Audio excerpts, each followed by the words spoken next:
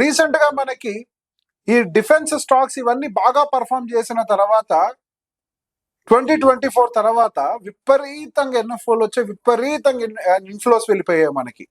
Huge inflows in to the defence. నేను defence right are wrong గా నాకు అనవసరం. ద పాయింట్ హియర్ ఈస్ మనం దాని గురించి అర్థం చేసుకోకుండా ఆ సెక్టార్ బేస్డ్ మ్యూచువల్ ఫండ్స్ ని హక్ చేసుకునే ప్రయత్నం చేస్తున్నాం. అసలు ఈ పొరపాట్లు ఎందుకు జరుగుతున్నాయి, మనం వీటిని ఎట్లా అవాయిడ్ చేయాలి, దీనికి సంబంధించి ఇప్పుడు మనం మాట్లాడదాం. So majority of the reason ఏంటి? రీసెంట్ గా వస్తున్నటువంటి న్యూస్లు. ఈ సెక్టార్ ఇంత రిటర్న్ ఇచ్చేసింది, లాస్ట్ 1 year లో హైయెస్ట్ రిటర్న్ ఇచ్చిన సెక్టార్ ఇదే, last 3 year average absolute returns దాదాపుగా 120% ఉన్నాయి, 100% ఉన్నాయి. వాట్సాప్ లో ఫార్వర్డ్స్, ఫ్రెండ్స్ మధ్యలో డిస్కషన్, విన్న వెంటనే మంచి పీక్ లోకి వెళ్ళి మనం అక్కడ ఎంటర్ అవుతాం. ఒక్కసారి పీక్ ఫార్మేషన్ జరిగిన తర్వాత అక్కడి నుంచి ఆ సెక్టర్ కిందకి డ్రాప్ అవటం మొదలు పెడుతుంది. కొన్ని సంవత్సరాల పాటు అది పెరగకుండా ఉంటది.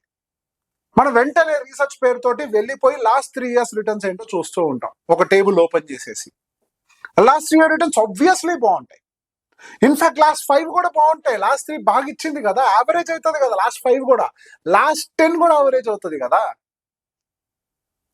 IT returns, information technology, IT sector returns 2022 మీరు లాస్ట్ 10 year యావరేజ్ చేస్తే మైండ్ పోతుంది. 18, 19, 20 కూడా కనిపించేది. పీక్ రిటర్న్స్ ఇచ్చింది కదా, అది టోటల్ యావరేజ్ నే మార్చేస్తుంది. ఒక్కసారి పడ్డ తర్వాత ఇప్పుడు చూడండి, ఇప్పుడు లాస్ట్ 10 year యావరేజ్ రిటర్న్ ఎంతో ఐటీ సెక్టార్ది. ఏ మ్యూచువల్ ఫండ్ ని ఓపెన్ చేసి చూడండి ఎంత పడిపోయి ఉంటుంది. ఎందుకు ఇప్పుడు పడిపోయి ఉంది కదా, ఇంకా లాస్ట్ 2 years నుంచి ఇప్పుడు రియాలిటీ బయటకు వస్తూ ఉంటది. సో మనం పీక్ లో చూసినప్పుడు అంత బ్యూటిఫుల్ గా కనిపిస్తుంది.